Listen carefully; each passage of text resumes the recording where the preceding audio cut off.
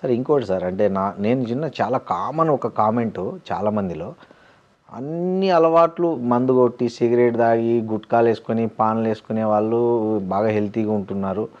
చాలామంది మంచిగా రోజు ఎక్సర్సైజ్ చేసి మంచి ఫుడ్ తీసుకొని మంచి క్వాలిటీ ఫుడ్ మెయింటైన్ చేసి హెల్త్ హెల్త్ మెయింటైన్ చేసి వీళ్ళు క్యాన్సర్ డిటెక్ట్ అవుతుంది. ఇది ఏంది అనేది కొంచెం చాలా మందిలో ఉండే ఒక కామన్ ఆర్గ్యుమెంట్ ఒకటి ఉంది సార్. అంటే ఇది అలా ఏం లేదండి. ఖచ్చితంగా స్మోక్ చేసే వాళ్ళలోనే లంగ్ క్యాన్సర్ వచ్చే అవకాశాలు ఎక్కువగా ఉంటాయి, ఓరల్ క్యాన్సర్స్ వచ్చే అవకాశాలు ఎక్కువగా ఉంటాయి. మీరు 100 మంది లంగ్ క్యాన్సర్ పేషెంట్ చూసామంటే అందులో 80 మందికి ఈ స్మోక్ చేసిన హిస్టరీ ఉంటుందండి. 12 ఏళ్ళ ఆడపిల్ల కూడా లంగ్ క్యాన్సర్ చూశాను, బట్ చాలా తక్కువ. స్మోక్ చేసే పురుషుల్లోనే లంగ్ క్యాన్సర్ వచ్చే అవకాశాలు చాలా ఎక్కువగా ఉంటాయండి. ఆల్కహాల్ తాగే వాళ్ళలో అన్నవాహిక క్యాన్సర్, ఓరల్ క్యాన్సర్స్ వచ్చే అవకాశాలు ఎక్కువ ఉంటాయి, లివర్ క్యాన్సర్ వచ్చే అవకాశాలు ఎక్కువగా ఉంటాయి. అలా అన్ని రకాలుగా దురలవాట్లు ఉన్న అందరిలోకి కూడా క్యాన్సర్లు వచ్చే అవకాశాలు చాలా ఎక్కువగా ఉంటాయి. సరే, ఎక్కడో ఒక చోట దురలవాట్లు లేని వాళ్ళలో వచ్చినప్పుడు దాన్ని హైలైట్ అవుతుంది తప్ప అది ఖచ్చితంగా కాదండి. 100% మీరు అనుకున్నట్టే దురలవాట్లు ఉన్న వాళ్ళలో క్యాన్సర్ వచ్చే అవకాశాలు చాలా చాలా ఎక్కువగా ఉంటాయండి. సరే, ఈ మందు లిమిట్గా తీసుకుంటే ఏం కాదు, సిగరెట్ లిమిట్గా తాగితే ఏం కాదు అనేది కూడా ఒకటి లేదండి. ఈ మధ్య అనేక అధ్యయనాల్లో తేలింది ఏంటంటే, కొంచెం తీసుకున్న ఆల్కహాల్, ఒక 30 ml ఆల్కహాల్ తాగినా కూడా క్యాన్సర్ వచ్చే అవకాశాలు చాలా పెరిగిపోతాయి. ఇక నుంచి ఆల్కహాల్ బాటిల్స్ మీద కూడా it is injurious to health అని వాళ్ళు లేబుల్ అయిపోతున్నారు. స్మోకర్స్కి ఎలా వేస్తున్నారు, ఈవెన్ 30 ml కూడా. Yes okay. అమెరికన్ వాళ్ళు ఫిజిషియన్స్ మొన్న మధ్య జరిగిన సర్వేలో కూడా వాళ్ళు ఇదే నిర్ధారణ చేయడం జరిగింది. వాళ్ళ సర్జన్ క్యాన్సర్ పెరగడానికి ఈ ఆల్కహాల్ స్మోకింగ్ ఎట్లా దోహదం చేస్తాయి సార్? అంటే బాడీలో ఇప్పుడు స్మోక్ చేసిన మీకు 6 సెకండ్స్లో ఈ పొగాకులో ఉన్న 400 క్యాన్సర్ కారక రసాయనాలు బ్లడ్లో ప్రవహించి బాడీలో అన్ని భాగాలకు వెళ్ళిపోయి అన్ని చోట్ల క్యాన్సర్ కలిగిస్తాయి. ఇమాజిన్ చేయండి, ఇక్కడ స్మోక్ చేస్తే ఆడవాళ్ళలో గర్భసంచి ముఖ ద్వారా క్యాన్సర్ వస్తుంది, బ్లాడర్ క్యాన్సర్స్, అన్ని రకాల క్యాన్సర్స్ వచ్చేస్తాయండి. అలాగే ఆల్కహాల్ తాగిన వాళ్ళు అనేక రకాలైన రసాయనాలు రిలీజ్ అయ్యి రకరకాల క్యాన్సర్స్కి దారితీస్తుందండి. ముఖ్యంగా అన్నవాహిక, gastric cancer, liver cancer, pharyngeal cancer. Okay. Smoke చేసే వాళ్ళలో 100కి ఒక 30 మంది క్యాన్సర్ వచ్చింది అనుకున్నామండి. ఆల్కహాల్ మాత్రమే తాగే వాళ్ళు 100కి 10 మందికి వస్తుంది అనుకున్నాం. రెండు కలిపి చేస్తే 30 + 10 40 కాదండి, 70% అండి. ఓకే. దాన్ని సినర్జిస్టిక్ ఎఫెక్ట్ అంటారు. అంటే ఒకదానికొకటి ఇంకా సహాయం చేసుకొని ఇంకెక్కువ క్యాన్సర్లు కలిగిస్తాయి. అవును సార్, ఇంకోటి ఉంది సార్, అంటే స్వీట్ తినొద్దండి. స్వీట్ అంటే బికాస్ ఆఫ్ షుగర్ ఓన్లీ బాడీలో క్యాన్సర్ కణాలు సర్వైవ్ అవుతుంటాయి. సో ఆ స్వీట్ అనేది తినకపోతే అవి ఆటోమేటిక్గా చనిపోతాయి అనే ఒక ఈ మధ్య అది కూడా ఒక ప్రచారం ఈ మధ్య కాలంలో వస్తుందండి. అన్నీ కూడా మితంగా తీసుకోవాలండి. ఈ షుగర్, వైట్ షుగర్ అనేది వెరీ డేంజరస్ అండి. ఓకే. ఈ వైట్ షుగర్ తీసుకోవడం వల్ల అనేక రకాలైన కారోనరీ ఆర్టరీ డిసీజ్ దగ్గర నుంచి అన్ని రకాల ఎయిల్మెంట్స్కి అదే కారణం అండి.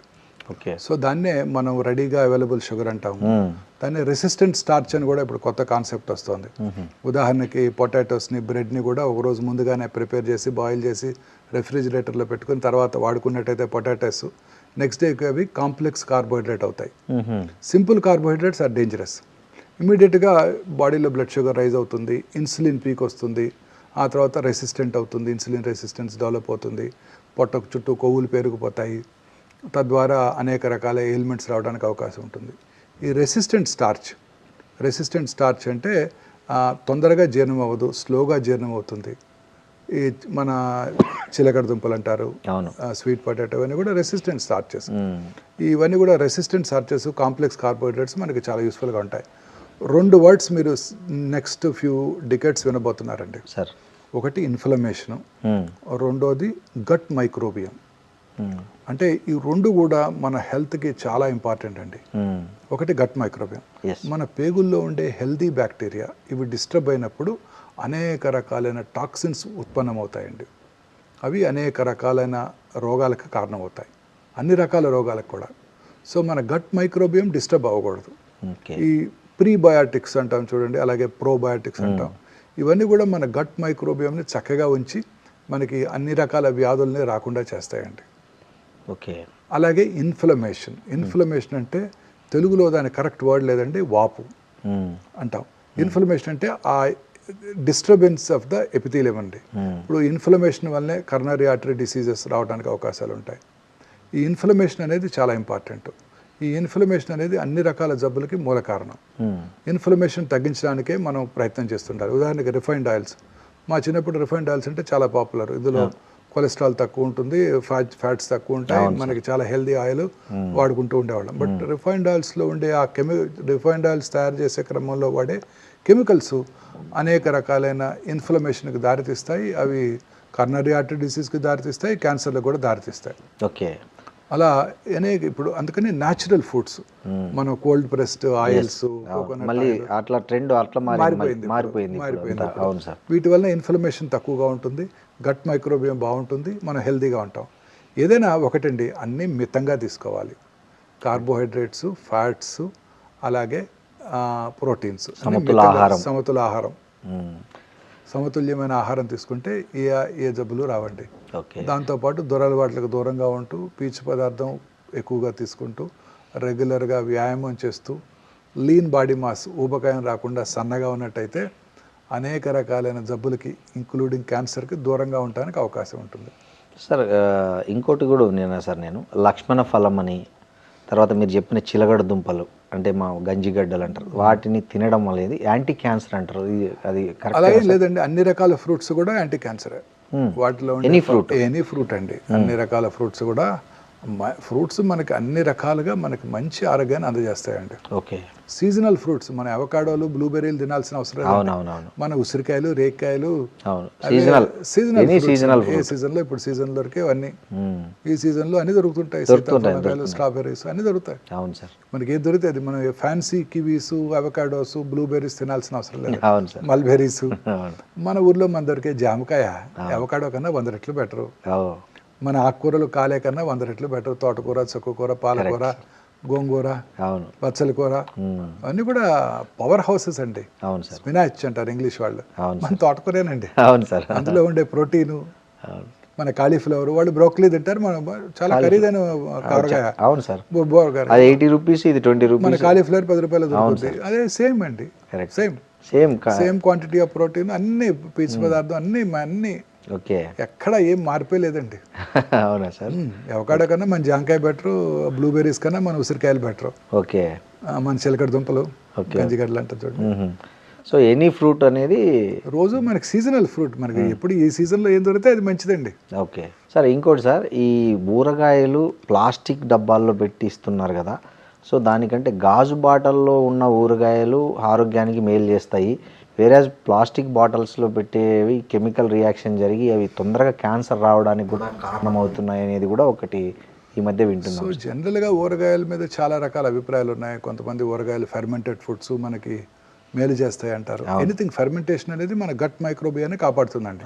రోజు పొద్దున్నే తినే ఇడ్లీ, దోశ, ఇవన్నీ కూడా మన ఫెర్మెంటెడ్ ఫుడ్స్, అవన్నీ కూడా గట్ మైక్రోబియాన్ని కాపాడుతాయండి. రకరకాల దేశాల్లో, కొరియాలోను, మన ఇండియాలోను పెరుగుతో రకరకాల ఫ్రూట్ మన పదార్థాలు చేసుకొని తింటూ ఉంటాం. అవన్నీ కూడా మనకు చాలా మంచి ఆహారం. అలాగే ఊరగాయల్లో కూడా ఫెర్మెంటెడ్ బ్యాక్టీరియా ఉంటుంది, అది మన గట్ మైక్రోబియం మంచిది, బట్ లిమిటెడ్ క్వాంటిటీస్. ఊరగాయలో ఉండేది ఏంటండి? సాల్ట్, కారం, ఆయిల్. సాల్ట్ మనకి ఇప్పుడు కూడా మంచిది కాదు. ఆయిల్ తక్కువగా తీసుకోవాలి, అన్ని సమపాలలో తీసుకోవాలి. వాటిలో చాలా ఎక్కువ ఉంటాయండి. Correct sir. వాటిలో చాలా ఎక్కువ ఉంటాయి. సాల్ట్ ఎక్కువ అయిపోతే ఊరగాయ నిలవదు. మీరు సాల్ట్ తక్కువ వేసి ఊరగాయ పెట్టండి, 2వ రోజు ఫంగస్ వచ్చేస్తుంది, బూజు పట్టేస్తుంది. సో సాల్ట్, కారము, ఆయిల్ ఎక్కువ ఉంటాయండి. సో అన్నీ మనకు మంచివి కావు. తక్కువ మోతాదులో కొంచెం ఎప్పుడోకప్పుడు రుచి కోసం తీసుకోవచ్చు తప్ప ఊరగాయలు రెగ్యులర్గా వాడకూడదు.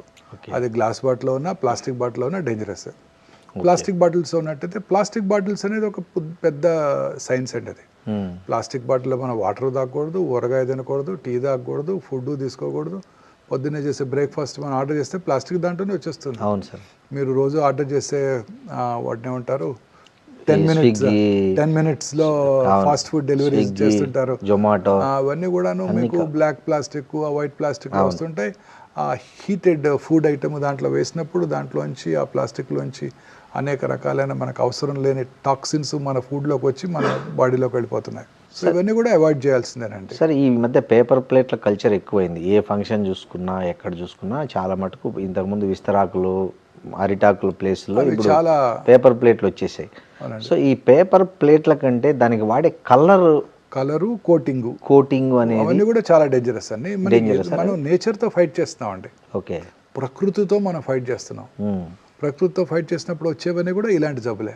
ఓకే, ఇప్పుడు మీరు పొద్దున్నే లేవగానే plastic toothbrush, plastic bristles, synthetic toothpaste, plastic tongue cleaner, plastic bucket, plastic మగ్గులో హాట్ వాటరు, ఆ తర్వాత ఇవన్నీ కూడాను. తర్వాత మీరు వెళ్ళగానే కారు, అందులో మన ట్రాపికల్ వెదర్లో కారు వేడిగా ఉంటుంది, లోపలికి వెళ్ళగానే ఆ కార్లో ఉన్న ప్లాస్టిక్స్ అన్ని కూడా ఎవాపరేట్ అయిపోయి ప్లాస్టిక్ స్మెల్ వస్తుంటుంది, కానీ మనం పీలుస్తుంటాము. ఇలా ప్లాస్టిక్ బాటిల్లో వాటర్ తాగుతూ ఉంటాము. ఇలా అనేక రకాలుగా మనం ఈ టాక్సిన్స్కి ఎక్స్పోజ్ అవుతున్నామండి. ఓకే, వీటి వల్లే ఈ క్యాన్సర్స్ యొక్క ఇన్సిడెన్స్, అంటే కొత్త క్యాన్సర్ రావడం పెరిగిపోతుంది బాగా. ఓకే సార్, ఇప్పుడు మన ఒమేగా హాస్పిటల్లో మీరు ఏఐ ఆధారిత క్యాన్సర్ నిర్ధారణ పరీక్షలు పెట్టారు కదా. సో ఏఐ ప్రాక్టికల్గా ఏ స్టేజ్లో డాక్టర్లకు యూజ్ అవుతుంది, పేషెంట్స్కి ఎట్లా బెనిఫిట్ అవుతుంది? అది అంటే కృత్రిమ మేధస్సు అనేది ఇంకా ఫ్యూచర్ మనందరికీ తెలుసు. అన్ని రంగాల్లోనూ కృత్రిమ మేధస్సే going to play major role. In fact medical సైన్సెస్లో కూడా అది మేజర్ రోల్ ప్లే చేస్తుందండి. ఓకే, ఇప్పుడు ఉదాహరణకి రేడియలాజికల్ డయాగ్నోసిస్ కానివ్వండి, ఇదంతా కూడా ప్యాటర్న్ రిపోర్టింగ్ అంటారు. అంటే మనకున్న నాలెడ్జ్తో దాన్ని రిపోర్ట్ చేస్తుంటాం. సో అది ఏఐ చక్కగా చేసేస్తుంది.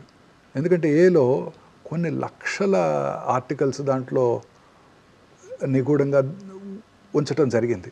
సో అది చాలా ఫాస్ట్గా థింక్ చేసి ఆ రిపోర్టింగ్ చేయడానికి చాలా చక్కగా పనిచేస్తుంది. ఎనీథింగ్ ప్యాటర్న్ రిపోర్టింగ్ అంటాం. అదేం కృత్రిమ మీద అవసరం లేదు, ఒక ప్యాటర్న్. అది ఇది ఇలా ఉంటే ఇది ఒకరు చేసే పనిని 100 మంది చేస్తే ఎంత రిజల్ట్ వస్తుందో అలాంటి అంత ఫాస్ట్గా మీకు. ఇప్పుడు రేడియోథెరపీ ప్లానింగ్ ఉందనుకోండి.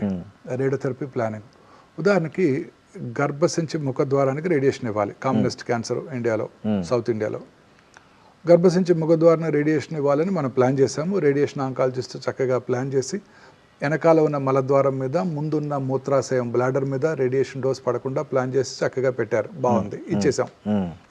3వ రోజు పేషెంట్ కొంచెం కాన్స్టిపేషన్ వచ్చింది.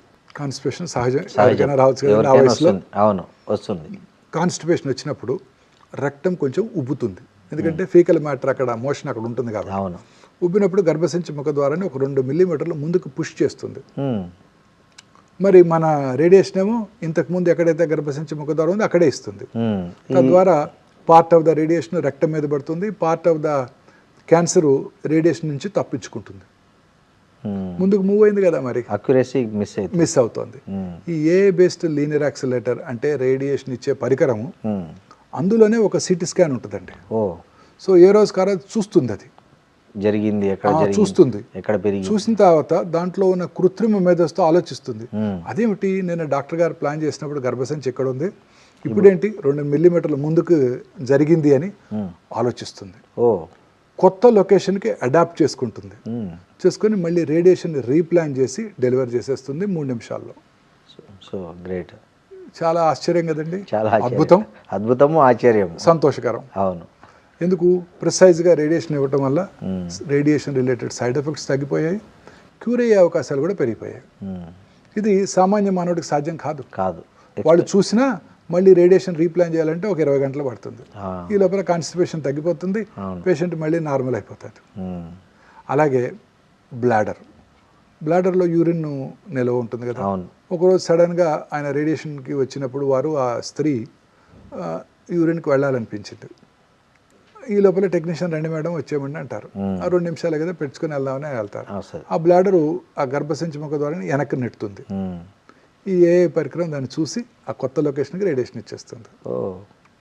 ఉదాహరణకి బ్రెయిన్లో ఒక 5 సెంటీమీటర్ల ట్యూమర్ ఉంది. ఇవాళ రేడియేషన్ ప్లాన్ చేయడం జరిగింది, చక్కగా రేడియేషన్ ఇచ్చాము. ఒక 9 రోజుల తర్వాత 5 సెంటీమీటర్ల ట్యూమరు 3.5 సెంటీమీటర్ల సైజుకు తగ్గిపోయింది. ఏఐ దాన్ని గుర్తిస్తుంది. మనం ప్లాన్ చేసినప్పుడు 5 సెంటీమీటర్ల ట్యూమర్కి మనం ప్లాన్ చేసాము, ఇప్పుడు సైజ్ తగ్గిపోయింది కాబట్టి రేడియేషన్ ఫీల్డ్ కూడా తగ్గిపోతుంది. సో పేషెంట్ కూడా చాలా యూజ్, దీనివల్ల అనవసరమైన ప్లేస్లో ట్రీట్మెంట్ జరగదు. తద్వారా రేడియేషన్ ప్లేస్లోనే కరెక్ట్ రేడియేషన్ పడుతుంది. Very good. Radiation related side effects అన్ని పూర్తిగా తగ్గిపోయాయి. రేడియేషన్ ప్రిసైజ్గా ట్యూమర్ మీదే డెలివరీ చేయడం వల్ల క్యూర్ అయ్యే అవకాశాలు కూడా పెరిగిపోతాయి. ఇది కృత్రిమ మేధస్సు యొక్క గొప్పతనం. అలాగే పెట్ సిటీ స్కాను, పెట్ ఎంఆర్ఐ స్కాన్స్ కృత్రిమ మేధస్సుతో పనిచేసినప్పుడు చాలా ఫాస్ట్గా చేసేస్తాయి. నార్మల్గా పెట్ సిటీ స్కాన్ చేయించుకున్నారనుకోండి ఎవరన్నా, అప్రాక్సిమేట్లీ 24 మిల్లీ సివరెట్స్ ఆఫ్ రేడియేషన్ వస్తుంది ఆ పేషెంట్కి. రేడియేషన్ కూడా హాజార్డెస్సే కదా. అవును సార్, చాలా మూవ్ రేడియేషన్ వస్తుంది. ఈ కృత్రిమ మేధస్సుతో కూడిన పరికరాలు చాలా ఫాస్ట్గా మూవ్ అయిపోతాయి. ఆ 4 పొజిషనింగ్స్ అన్నీ కూడా ఫ్రాక్షన్ ఆఫ్ ఎ సెకండ్లో చేసేసి ఎంటైర్ స్కాన్ టైము 15 నిమిషాల నుంచి 3 నిమిషాలు తగ్గిపోయింది. తద్వారా రేడియేషన్ డోస్ తగ్గిపోతుంది, పేషెంట్కి వచ్చే రేడియేషన్. సో కృత్రిమ మేధస్సుతో పనిచేసే ఈ పెట్ సిటీ స్కాన్స్ చాలా ఫాస్ట్గా మూవ్ అవటం వల్ల పేషెంట్కి వచ్చే రేడియేషన్ ఎక్స్పోజర్ బాగా తగ్గిపోతుంది. దానివల్ల సైడ్ ఎఫెక్ట్స్ కూడా చాలా తగ్గిపోతాయి. ఇలా అన్ని రకాలుగా మనకు ఉపయోగపడిపోతుందండి. పెథాలజీ, డయాగ్నోసిస్, అంతా ప్యాటర్న్ రిపోర్టింగ్. ఇప్పుడు అంతా వాటిని డిజిటలైజ్ చేస్తున్నాము. స్లైడ్స్ని డిజిటల్ పెథాలజీ ల్యాబ్లో వాటిని మనం లోడ్ చేసినప్పుడు అది చక్కగా మన సిస్టమ్ మీద ఉంటుంది. దేశంలో ఏ పెథాలజిస్ట్ కావాలని 1 సెకండ్లో ఆ స్లైడ్ చూడగలరు. యాక్సెస్ ఇస్తే సరిపోతుంది. ఇప్పుడు మీరు మూవీ యాక్సెస్ ఇచ్చినట్టు కరెక్టే, సేమ్ ఇక్కడెక్కడో హైదరాబాద్ నుండి అమెరికా నుంచి యాక్సెస్ ఇస్తాడు, మనం కీ కొడితే మనకు ఆ మూవీ వచ్చేస్తుంది, చూసేస్తాం.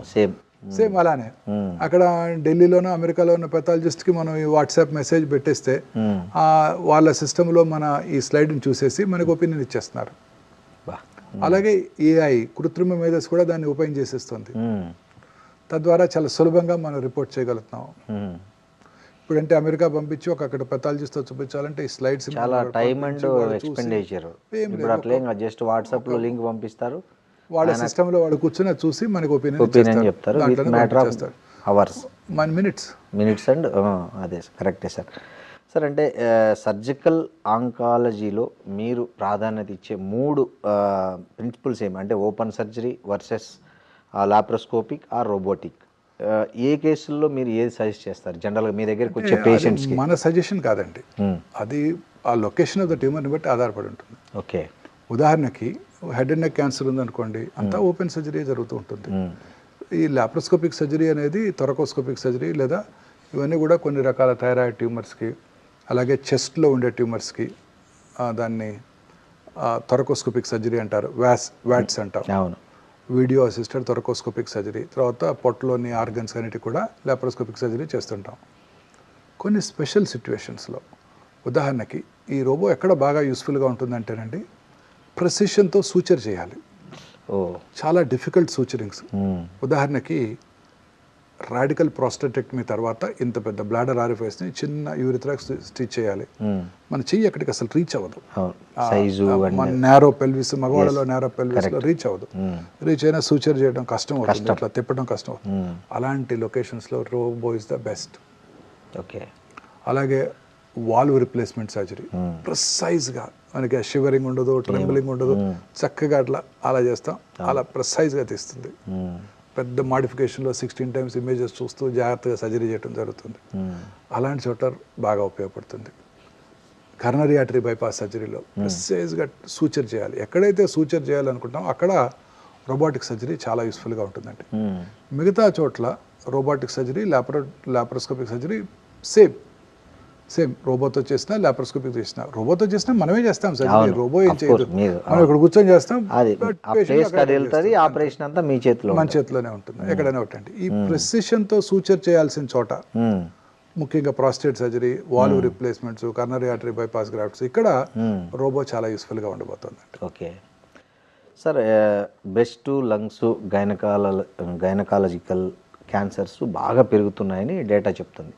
మీరు జనరల్గా మీ హాస్పిటల్కి వచ్చే ఓపీడీలో మీరు ఏ ట్రెండ్ ఎక్కువ, ఈ మూడిట్లో ఏది ట్రెండ్ ఎక్కువ ఉందని? బ్రెస్ట్ అండ్ లంగ్ అండి. గైనకాలజికల్ క్యాన్సర్స్ అంటే గర్భసంచి ముఖద్వార క్యాన్సర్ నెంబర్ తగ్గిపోతుందండి. ఓకే, ఇప్పుడు 2010లో 2 లక్షల గర్భసంచి కొత్త క్యాన్సర్లు డయాగ్నోస్ చేసిన సందర్భం ఇవాళ 60-70 వేలు వచ్చేసింది, తగ్గిపోయింది. ఎందుకు సార్? అంటే వ్యాక్సిన్స్ రావటం, ప్రజల్లో పరిశుభ్రత అవగాహన పెరిగిపోవటం, హైజీన్ మీద, వాటి వల్ల గర్భసంచి ముఖద్వార క్యాన్సర్స్ బాగా తగ్గిపోయాయి. ఓకే, అలాగే బ్రెస్ట్ క్యాన్సర్ ఇన్సిడెన్స్ బాగా పెరిగిపోయింది. ఆ రోజుల్లో 2010లో 70-80 వేలు సంవత్సరానికి కొత్త క్యాన్సర్ కేసులు భారతదేశంలో డయాగ్నోస్ చేస్తున్నట్టయితే ఇప్పుడు more than 2,50,000 new breast cancer patients భారతదేశంలో డయాగ్నోస్ చేయబడుతున్నాయి.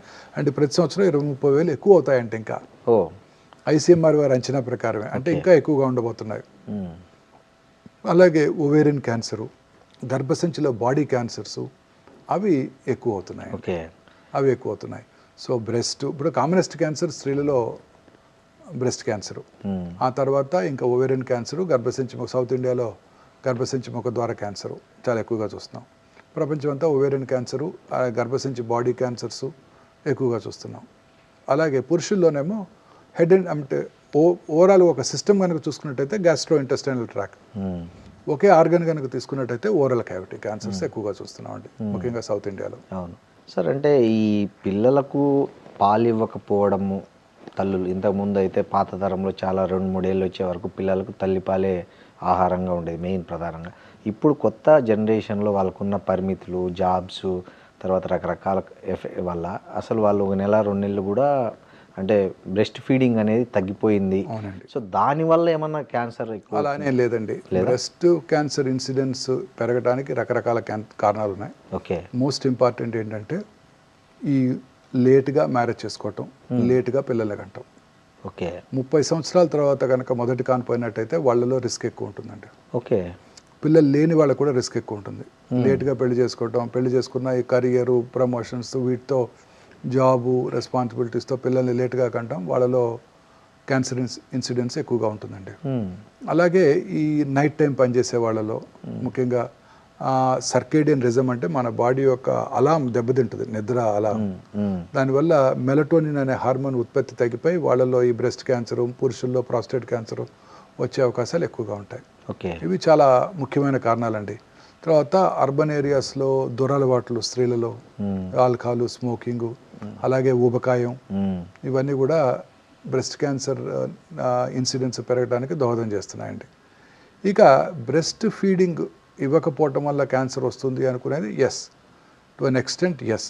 కానీ బ్రెస్ట్ ఫీడింగ్ ఇవ్వటం వల్ల ఏమొస్తుందంటే లాక్టేషనల్ ఎమెనోరియా వస్తుంది. అంటే బ్రెస్ట్ ఫీడింగ్ ఇస్తున్నంతకాలం జనరల్గా పీరియడ్స్ రావు. ఓకే. ఆ పీరియడ్స్ రానప్పుడు ఆ పీరియడ్స్ టైంలో వచ్చే హార్మోన్స్, ఈస్ట్రోజన్ హార్మోన్ పీక్స్ ఉంటాయి, అవి ఆగిపోతాయి. తద్వారా అది బెనిఫిషియల్గా ఉంటుంది తప్ప ఈ బ్రెస్ట్ ఫీడింగ్ ఇవ్వకపోవడం వల్లే బ్రెస్ట్ క్యాన్సర్ వస్తుంది అనే దాంట్లో అది పూర్తిగా నిజం లేదండి. ఓకే. మెయిన్ కారణం ఇదండి, లేటుగా పిల్లలు కంటాం, దురలవాట్లు, ఊబకాయము, ఇవన్నీ కూడా ఈ బ్రెస్ట్ క్యాన్సర్ ఇన్సిడెన్స్ పెరగడానికి ముఖ్య కారణాలు. ఈ మధ్య సోషల్ మీడియాలో ఇంకో చర్చ నడుస్తుంది సార్, వైఫై వల్ల కూడా క్యాన్సర్ పెరుగుతుంది. ఎప్పుడు వైఫైలో పనిచేయడం, వైఫై కనెక్టెడ్గా సిస్టమ్స్ ముందు కూర్చోవడం, లేదా వైఫై కనెక్టెడ్గా మొబైల్స్ దగ్గర పెట్టుకోవడం, బాడీకి అతి దగ్గరగా పెట్టుకోవడం, అది కూడా ఒక రీజన్ అవుతుంది అనేది. ఇది ప్రూవెన్ కాదండి, ఓకే, ఇంకా ప్రూవెన్ కాదు. వైఫై వల్లే క్యాన్సర్ వస్తుందని ప్రూవెన్ కాదండి. దాని మీద ఇంకా చాలా రీసెర్చ్ జరగాల్సి ఉంటుందండి. ఓకే. బట్ బేసిక్గా అట్లాంటి అలాంటి ఎన్విరాన్మెంట్లో తక్కువ ప్రాబబ్లీ ఉండవచ్చు కూడా, అన్లెస్ సమ్ అధ్యయనాలు ఏమైనా తేలితే తప్ప మనం ఖచ్చితంగా ఇది అని చెప్పలేమండి. అంటే సైంటిఫిక్గా ప్రూవ్ కాలేదు. సో కాబట్టి దాన్ని ఖచ్చితంగా నిర్ధారించలేము ఇప్పుడు. ఓకే సార్, మీపై వచ్చే రివ్యూస్లో ఎక్కువగా హ్యూమన్ వాల్యూస్ ఉన్న డాక్టర్ అని చాలా కామెంట్స్ పెడుతుంటారు. మీ వీడియోలకు కానీ మీ షార్ట్స్కి కానీ చాలామంది కామెంట్లు చదివితే హ్యూమన్ వాల్యూస్ ఉన్న డాక్టర్, బెస్ట్ డాక్టర్ అనే కామెంట్లు ఎక్కువ నేను చూసిన యాక్చువల్గా. సో ఒక క్యాన్సర్ పేషెంట్తో మాట్లాడేటప్పుడు అసలు మీ మైండ్ సెట్ ఎట్లా ఉంటుంది సార్ జనరల్గా? మనం ఒకటి అర్థం చేసుకోవాలండి, పువర్ పేషెంట్ అయితే వాళ్ళకి ఎక్స్పెన్సివ్ ట్రీట్మెంట్స్ చెప్పనేకూడదు. ఓకే. వాళ్ళు ఎక్కువ ఇబ్బంది పడతారు, కొనుక్కోలేమన్న బాధ వాళ్ళలో ఉంటుంది. అలానే చాలా కష్టం అండి ఆంకాలజీ ప్రాక్టీస్ చేయడం, చాలా కష్టం. ఎందుకంటే ఈ ఆంకాలజీలో అనేక రకాలైన న్యూయర్ అడ్వాన్సెస్ వచ్చాయి. ఇవన్నీ కూడా చాలా ఎక్స్పెన్సివ్ అండి. ఈ ఆర్టిఫిషియల్ ఇంటెలిజెన్స్తో పనిచేసే చికిత్సా పరికరాలు చాలా ఎక్స్పెన్సివ్. మెషినే ఎక్స్పెన్సివ్, $4 million ఉంటుంది. యాన్యువల్ మెయింటెనెన్స్ కాంట్రాక్టే $750,000 ఉంటుంది. దానికి తోడు మన కస్టమ్స్ ఇప్పుడే మనం డిస్కస్ చేసాము, మెయింటెనెన్స్ కూడా జిఎస్టీ కట్టాలి, మెయింటెనెన్స్ కాంట్రాక్ట్ కూడా జిఎస్టీ కట్టాలి. సో అన్నీ కూడా ప్రొహిబిటివ్లీ ఎక్స్పెన్సివ్ అండి. ఇప్పుడు రాబోయే మందులు, వచ్చిన కొన్ని మందులు కూడా చాలా ఖర్చుతో కూడుకున్నాయండి. ఇప్పుడంతా ఫ్యూచర్ అంతా కూడా ఇమ్యూనోథెరపీ అనండి. ఇప్పుడు నేను కూడా మీకు ఇచ్చే సలహా ఏంటంటే మీరు అందరూ ముందు మిమ్మల్ని మీ ఫ్యామిలీకి $1 కోటి ఇన్సూర్ చేయించుకోండి. కారణం ఏంటంటే వచ్చే మందులన్నీ అలా ఎక్స్పెన్సివ్ ఉండబోతున్నాయి. అవన్నీ పేటెంటెడ్ మాలిక్యూల్స్, అంతే పేటెంట్ లాస్ అంటారు. వాళ్ళు తప్ప ఇంకెవరు తయారు చేయకూడదు నెక్స్ట్ 10 నుంచి 15 సంవత్సరాలు. ఇందువల్ల అవి చాలా ఖర్చుతో కూడుకున్నాయి. ఇవి చెప్పడం చాలా కష్టం అండి. చెప్తే ఒక బాధ, చెప్పకపోతే ఒక ఒక బాధ. చెప్పలేదనుకోండి, ఇంట్లో పిల్లాడు ఉంటాడు, చిన్న పిల్లాడు ఎవరో ఉంటాడు, గూగుల్ చేస్తాడు, అమ్మ ఇక్కడ కొత్త మెడిసిన్ ఉంది ఇమ్యూనోథెరపీ అంటాడు, ఈ డాక్టర్కి తెలియదు చెప్పలేదు అంటాడు. వాళ్ళు అడుగుతుంటారు, చెప్పాలన్నా బాధగా ఉంటుంది. సామాన్య ప్రజలు లక్షలు పోసి కొన్ని క్యూర్ అయ్యేటట్టుంటే మనం ఎంతైనా ఖర్చు పెట్టుకోమని చెప్పొచ్చు. క్యూర్ కానీ దానికి ఇమ్యూనోథెరపీ పెట్టుకోండి, టార్గెటెడ్ థెరపీ పెట్టుకోండి, 8 నెలలు బతికే వాళ్ళు 40 నెలలు బతుకుతారు, 10 నెలలు బతికే వాళ్ళు 30 నెలలు బతుకుతారని చెప్పడం కూడా మనం చాలా కష్టంగా ఉంటుందండి. ఓకే. క్యాన్సర్ ప్రాక్టీసు అసలు వైద్యులు కూడా చాలా సవాలుగా మారిందండి. అవును. ఒక చిన్న ఉదాహరణ చెప్తాను. నేను చదువుకున్న ఊళ్ళో మన జిల్లాలోనే ఒక మంచి డాక్టర్ గారు ఉన్నారు. అద్భుతమైన వ్యక్తి, వైట్ ప్యాంట్ వైట్ షర్ట్ వేసుకుంటారు, జస్ట్ బల మీద కూర్చొని ప్రాక్టీస్ చేస్తారు. ఆయన ఫిలాసఫీ ఏంటంటే, నా చిన్నప్పుడు ఆయన చూశాను నేను, ఆయన ఫిలాసఫీ ఏంటంటే పేదలకు అందరికీ కూడా తక్కువ ఖర్చుతో వైద్యం చేయాలి, ఊరికే టెస్టులు రాయకూడదు. సో మనం ఇప్పుడు కాదులేండి, 4-5 ఏళ్ళ క్రితం వరుసగా 4-5 పేషెంట్లు వచ్చారు నాకు అక్కడ నుంచి, ఖమ్మం నుంచి. ఏంటంటే లంప్ బ్రెస్ట్ పెరిగిపోయింది, అయ్యో నేను తెలుసు కదా మీకు, మరి ఏంటి రాలేదు అంటే, మన డాక్టర్ గారిని కలిసాం, ఏం లేదన్నారు, చూసి ఏం లేదన్నారు. అయ్యో ఒక మ్యామోగ్రఫీ చేసినా సరిపోయేది అనుకుంటా వాళ్ళే అంటున్నారు. సో టెస్ట్ చేస్తే ఒక బాధ, చేయకపోతే ఒక బాధ. కరెక్ట్. టెస్ట్ చేసామా కమర్షియల్ టెస్టులు చేస్తున్నారు, ఊరికే చేయకపోతేనేమో నిర్ధారణ మిస్ అయ్యి లేట్ స్టేజ్ డయాగ్నోసిస్. చాలా కష్టమైపోతుందండి అసలు. గ్యాస్ట్రోఎంట్రాలజిస్టులు చిన్న గ్యాస్ కడుపులో మంట అంటారు, ఎండోస్కోపీ చేస్తే ఒక బాధ, ఊరికే గ్యాస్ మంటకి వెళ్తే ఎండోస్కోపీ చేసి 3000 తీసుకున్నారు డాక్టర్ అంటారు. చేయకపోతే మొన్న మధ్య జరిగింది నాకు ఒక పేషెంట్, నాకు బాగా తెలిసిన పేషెంట్, కొంచెం లేట్గా వచ్చాడు. ఏంటయ్యా నేను తెలుసు కదా, ఎందుకు రాలేదు ముందంటే, ఎందుకు రాలేదు, నేను ఆ గ్యాస్ట్రోఎంట్రాలజిస్ట్ చుట్టూ తిరుగుతూనే ఉన్నాను కదా 2 నెలల నుంచి అంటున్నాడు. అతను కూడా నాకు మంచి మిత్రుడు, అతనికి ఫోన్ చేశాను, అదేంటి డాక్టర్ గారు ఇట్లా అయింది, మన తిడుతున్నాడు మిమ్మల్ని అని. తిట్టాడా, మంచిదిలే అన్నాడు. ఏమన్నా, ఓపిక వచ్చేసరికి 20 మంది కూర్చొని ఉంటారు, ప్రతి వాళ్ళ కంప్లైంట్ ఇదే, గ్యాస్. అందరికీ నేను ఎండోస్కోపీ చేశాను అనుకో, పక్కా కమర్షియల్, కడుపులో మంట అంటే ఎండోస్కోపీ చేసి 3000 తీసుకున్నాడు డాక్టర్ అంటారు. అందుకని మందులు రాసిస్తాను. మళ్ళీ రెండోసారి వస్తే మెడిసిన్స్ మార్చి మళ్ళీ రాసిస్తా. మూడోసారి వస్తే అప్పుడు నేను ఎండోస్కోపీ చేస్తా. ఆ మూడోసారికి 2 నెలలు అయిపోతుంది, 15 రోజులు, నెల రోజులు అయిపోద్ది, జబ్బు ముదిరిపోవచ్చు కూడా. సో డాక్టర్ మెడికల్ ప్రాక్టీస్ చాలా కష్టం అయిపోయిందండి. ఒక రకంగా టెస్ట్ రాస్తే ఒక బాధ, టెస్ట్ రాయకపోతే ఒక బాధ, స్కానింగ్ చేస్తే ఒక బాధ, చేయకపోతే ఒక బాధ, చాలా కష్టం అండి ఇప్పుడు. సార్ మీ దగ్గరికి మన తెలుగు రాష్ట్రాలతో పాటు చాలా పక్క రాష్ట్రాల వాళ్ళు కూడా చాలా సుదూర నుంచి మీ దగ్గరికి పేషెంట్లు వస్తుంటారు, చాలా రకరకాల నగరాల నుంచి రాష్ట్రాల నుంచి వస్తుంటారు కదా సార్. సో అంత దూరం నుంచి వచ్చే పేషెంట్ల కోసం మీరు ఏమన్నా ప్రత్యేకంగా, అంటే వాళ్ళ డ్యూరేషన్ తగ్గించడానికి, బాధ తగ్గించడానికి ఏమన్నా స్పెషల్గా ఏమైనా ఒక ప్రోగ్రామ్ లాంటిది ఏమైనా డిజైన్ చేశారా? లేదండి, మనకు ఖచ్చితంగా ఇక్కడ దగ్గరలో అకామిడేషన్స్ అన్నీ మనకు ఫిక్స్డ్గా ఉన్నాయి, తక్కువ ఖర్చులో బయట దొరుకుతాయి అకామిడేషన్స్. ఇప్పుడు మోస్ట్ ఆఫ్ ద చికిత్సలు వచ్చిన రోజే scanning, most of them appointment తీసుకుని వస్తారు కాబట్టి వచ్చిన రోజే స్కానింగ్ చేసేయటం, మధ్యాహ్నానికల్లా రిపోర్ట్ ఇచ్చేయటం, సర్జరీ చేయాలన్నా నెక్స్ట్ డేకి సర్జరీ చేసేయడం సరిపోతుంటుందండి. ప్రాబ్లం వల్ల ఈ రేడియేషన్ చికిత్స, ఈ రేడియేషన్ చికిత్స కూడా అనేక రకాలైన న్యూవర్ చికిత్సలు వచ్చాయండి. ఇప్పుడు సైబర్ నైఫ్ చికిత్స, ఇంతకుముందు 30-40 రోజుల్లో వచ్చే రేడియేషన్ చికిత్స ఇప్పుడు 4-5 రోజుల్లో ఇచ్చేస్తున్నాం. వాడు తొందరగా మళ్ళీ చక్కగా వాళ్ళు ఊరు వెళ్ళిపోవడానికి దూరం నుంచి వచ్చారు. మొన్న మధ్య వచ్చారు ఒక ప్యాంక్రియాటిక్ క్యాన్సర్ పేషెంట్, అక్కడ దుర్గాపూర్ స్టీల్ ప్లాంట్ అక్కడ నుంచి వచ్చారండి. ఓకే. ఇక్కడెక్కడికో వచ్చి ఇక్కడ ప్యాంక్రియాటిక్ క్యాన్సర్, ఇంకా ఇనాపరబుల్ డిసీజ్ అంటే చిన్న ట్యూమర్ అంటే నా దగ్గరకు వచ్చారు, చూసి ఒక వీడియో చేసి సైబర్ నైఫ్ చేయించుకుందామని. చక్కగా 5 రోజుల్లో ట్రీట్మెంట్ ఇవ్వడం, చక్కగా హ్యాపీగా వెళ్ళిపోవడం జరిగిందండి. బంగ్లాదేశ్ నుంచి మోర్ దాన్ 30 మంది కార్సినోమా ప్రాస్టేట్ క్యాన్సర్ పేషెంట్లు వచ్చారండి 3-4 సంవత్సరాల్లో. ఓకే. చక్కగా 5 రోజుల్లోనే ఈ సైబర్ నైఫ్ చికిత్స చేయటం, వాళ్ళు చక్కగా పూర్తిగా సాటిస్ఫైడ్గా వెళ్ళిపోయారు. వాళ్ళే ఇంకో 30 మంది పేషెంట్లు పంపిస్తారు నెక్స్ట్ 2 ఏళ్లలో. ఓకే. అదే అంటే అంతంత దూరం నుంచి వచ్చే వాళ్ళ కోసం మీరు స్పెషల్గా చికిత్సా విధానాలతో చక్కగా చేయగలుగుతున్నాం. ఓకే సార్, ఈ మధ్య రష్యా వ్యాక్సిన్ ఒకటి బాగా ఫేమస్ అయింది, అది వస్తుంది, క్యాన్సర్ ముఖ చిత్రాన్నే మార్చేస్తుంది. రష్యా ఇండియాకంతా మొత్తం ఫ్రీ వ్యాక్సిన్ ఇస్తుందని ఒకటే చర్చ జరుగుతుంది సోషల్ మీడియాలో. మనిషి ఆశాజీవి అండి, అంతేనా? ఈ రష్యన్ ఆ వ్యాక్సిన్స్ ఏది కూడా ఇంతవరకు బయట ప్రపంచంలో దాన్ని పూర్తిగా టెస్ట్ చేయబడి ఇంతవరకు లార్జ్ పాపులేషన్స్ మీద ఇచ్చి రిజల్ట్స్ ఏమీ లేవు. ఓకే. ఓన్లీ రష్యాలో అప్రూవ్డ్ అయిన వ్యాక్సిన్? అప్రూవ్ అయిన కూడా లేదండి, వాళ్ళు ఏదో ఒక మన న్యూస్ ఐటమ్ లాగా వచ్చింది తప్ప వాళ్ళ సైంటిఫిక్ పబ్లికేషన్స్ ఏమీ చెప్పలేదు. ఓకే. ఇదేదో ఒక mRNA వ్యాక్సిన్ కోలన్ క్యాన్సర్ పేషెంట్స్లో కొంచెం యూస్ఫుల్గా ఉంటుందని వాళ్ళు ఏదో ఒక నోట్ ఇచ్చినట్టు అనేక రకాలైన స్టడీస్ చెప్తున్నాయి ఇప్పటి వరకు. అంతే తప్ప దాని మీద అధ్యయనాలు కానీ వాళ్ళు చేసిన రీసెర్చ్ పబ్లికేషన్స్ కానీ ఏమీ కూడా ఇంతవరకు పబ్లిష్ అవ్వలేదు. రష్యా ఇప్పుడు ప్రాక్టికలీ అని అండర్ డెవలప్డ్ కంట్రీ అండి ఇప్పుడున్న వార్ పరిస్థితుల్లో. సో వాళ్ళు ఇలాంటి చాలా బహుళంగా ఈ వ్యాక్సిన్ అందరికీ అందుబాటులోకి తెచ్చి అది అందుబాటులోకి వచ్చిన తర్వాత అందరికీ ఉపయోగపడి సైడ్ ఎఫెక్ట్స్ లేకుండా ఉన్నప్పుడే దాన్ని మనం గుర్తించడం జరుగుతుంది. నా ఉద్దేశం సైంటిస్టులు అందరూ అనుకునేది ఏంటంటే ఇంకా చాలా సమయం ఉంది, అది ఇంకా ప్రూవెన్ బెనిఫిట్ లేదు అని అనుకుంటూ ఉన్నారు. ఓకే సార్, ఇంకోటి త్వరలో క్యాన్సర్కు 4 రకాల మందులు వస్తున్నాయి, వాటి వల్ల చాలా ఉపయోగం ఉండబోతుంది అనేది కూడా ఉంది. నిజంగా ఆ 4 మందులు ఉపయోగపడతాయండి డెఫినెట్గా. నేను ఇందాక చెప్పింది immunotherapy, okay, nibs and nabs, mips and maps అంటారు. ఓకే, డెఫినెట్లీ అండి, ఇవన్నీ కూడా ఉపయోగపడబోతున్నాయండి. క్యాన్సర్ యొక్క ట్రీట్మెంట్ అంతా కూడా పూర్తిగా మారిపోతుందండి. ఎందుకంటే ఈ క్యాన్సర్ ట్రీట్మెంట్లో సైడ్ ఎఫెక్ట్స్ లేకుండా క్యాన్సర్ సెల్నే టార్గెట్ చేస్తూ ఇచ్చే మెడిసిన్స్, అలాగే క్యాన్సర్స్ని చంపేసే మన ఓన్ ఇమ్యూన్ మెకానిజమ్స్ని బాగా పుష్ చేసే మెడిసిన్స్ కూడా అందుబాటులోకి వస్తున్నాయి. ఎప్పటి లోపల రావచ్చు సార్ ఇవన్నీ మార్కెట్? అన్ని స్లోగా ఒక్కొక్క జబ్బుకి వచ్చేస్తున్నాయండి ఇప్పుడు. అవునా సార్, టోటల్గా అన్ని రావడానికి ఎంత టైం పడుతుంది? ప్రతి సంవత్సరం ఇదే వర్క్ అండి. ఓకే, ప్రతి కంపెనీ ఇదే వర్క్ చేస్తుంది. అనేక రకాలైన మాలిక్యూల్స్ ప్రతి నెల కొత్త కొత్త మాలిక్యూల్స్ అందుబాటులోకి వస్తున్నాయి. క్యాన్సర్ పూర్తిగా జెనెటిక్ డిసీజ్ అండి. కొన్ని జన్యుపరమైన మ్యూటేషన్ల వల్ల క్యాన్సర్ వస్తుంది. ఆ మ్యూటేషన్స్ని టార్గెట్ చేసే మెడిసిన్స్ కూడా అందుబాటులోకి రాబోతున్నాయి. సార్, ఇండియాలో ఇప్పుడు పెరుగుతున్న క్యాన్సర్ కేసులను ప్రభుత్వము ప్రైవేట్ రంగం కలిసి పనిచేసే తప్ప అది అదుపులోకి వచ్చే పరిస్థితి లేదు.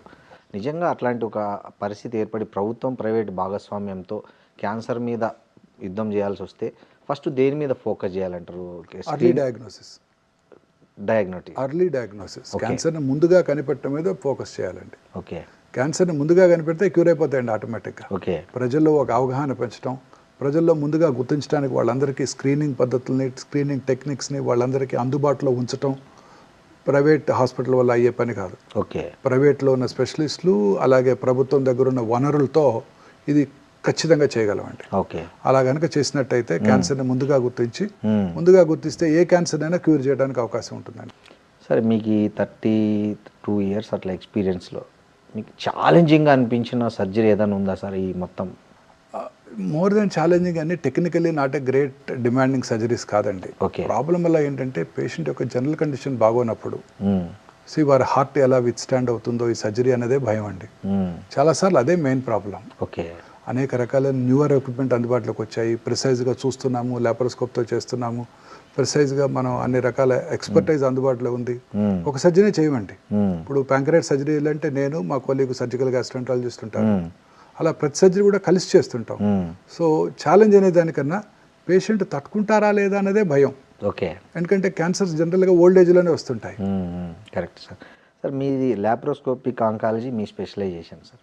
సో మామూలుగా మీ గ్యాస్ట్రిక్, కొలరెక్టల్ అలాగే రీనల్ ట్యూమర్లలో లాప్రోస్కోపిక్ ఓపెన్ సర్జరీ అనే దాంట్లో మీ డెసిషన్ ఎక్కడ షార్ప్గా దేని? మోస్ట్లీ అందరికీ లాప్రోస్కోపిక్ సర్జరీ చేయడమే జరుగుతుంటుందండి. కొన్నిసార్లు లోపల ఏమైనా అతుక్కొని ఉన్నా, ట్యూమర్ బాగా పెద్దగా ఉండి తీయలేకపోతున్నా అలాంటప్పుడు తప్ప 90% లాప్రోస్కోపిక్ సర్జరీతోనే చేయడం జరుగుతూ ఉంటుందండి. Okay, thank you sir, thank you very much. మీ విలువైన సమయాన్ని మాకు కేటాయించినందుకు, అలాగే మా ప్రశ్నలన్నిటికీ చాలా ఓపిక్గా వివరంగా సమాధానాలు చెప్పినందుకు చాలా థ్యాంక్స్ అండి. Thank you very much. And for more videos, please subscribe to iDream. Please subscribe to iDream. Please subscribe iDream. And please subscribe to iDream. For more videos, subscribe to iDream. please like, share and subscribe to the channel. Congratulations, iDream. Subscribe to iDream. Subscribe to iDream. So subscribe to iDream Media. iDream की iDream team अंदर की huge congratulations. Please subscribe iDream Media. Please subscribe to iDream. Subscribe iDream. Please subscribe to iDream. iDream అంటే నా కళల channel subscribe చేసుకున్న నోరు తిరుగుతలేదు, మీరైతే గంట గుర్తు కొట్టండి. For more such videos, please subscribe to iDream. Subscribe to iDream. Please subscribe to iDream. Please subscribe iDream Media. Please do subscribe to iDream. Please subscribe to iDream Media. For best entertainment and information, please subscribe iDream. And don't forget to subscribe to iDream.